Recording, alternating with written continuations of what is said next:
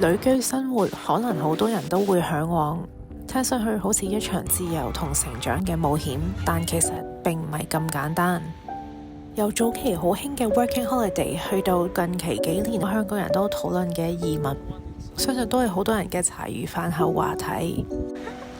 今次我就想同大家分享一下我嘅旅居經歷，喺世界各地生活，體驗過各種新鮮感同挑戰，講下其中嘅好與壞、得與失。其實 nomad 嘅生活係一場夢想，定係一場修行？今日我會一路傾偈，一路畫嘅圖送我落去。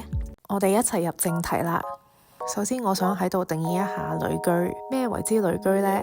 並唔係玩幾個月，而係要拎住簽證 visa， 以年計以上嘅起跳生活。我輕輕介紹自己居住過嘅地方啦。首先唔使提就係香港，之後就係澳洲、英國、日本、法國 ，total 居住過5個唔同嘅國家。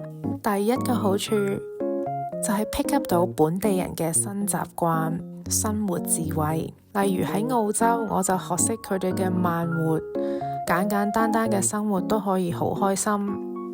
英國我就會學識佢哋嘅語言藝術，識得講嘢，對於生活上邊都有好大嘅益處。之後喺日本就學識唔同嘅收納術，生活精簡嘅美學，例如用下精緻可愛嘅廚具，令每日都增添開心嘅氣氛。最後我喺法國就漸漸對生活品質同食物嘅要求變得更高。第二點就係識多國朋友，擴闊圈子。喺旅居唔同嘅國家，都會碰到各式各樣嘅人，同唔同文化背景嘅人交流，就會學識從多角度睇呢個世界。一路傾偈，聽佢哋嘅故事，就會擦出新嘅火花。要不斷打破你嘅 comfort zone，去認識唔同嘅人。第三，物欲貴精不貴多，開始追求更高層次嘅滿足，反而投資自己先係最重要。例如學唔同嘅 course， 會買啲 hobby 嘅用品啦，或者買啲高階嘅廚具，提升生活嘅品質。雖然我都要 confess 一下，我係好中意 shopping 嘅。重新探索大自然、公園同埋野外，不斷學習新嘅運動。例如踩單車同埋滑雪，我都係搬咗出香港之後先學識嘅。之後有啲美好嘅回憶真係 keep 一世，有時俾錢都唔係即刻買得到。例如我第一次喺法國見到好多流星，亦都喺英國好罕有咁樣見過極光。第四點就係個人嘅成長啦。首先旅居唔同地方，滿足到我精神上嘅富足。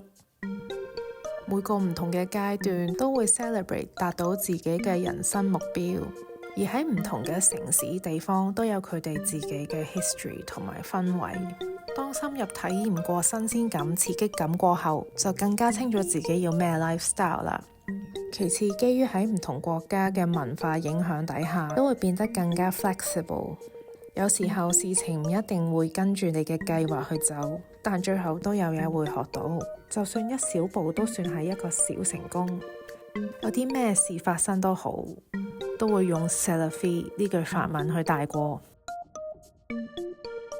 講完好處，咁就梗係講下壞處。第一點，會有身份認同嘅問題。基於去過唔同嘅地方，就會被唔同嘅文化同語言受影響。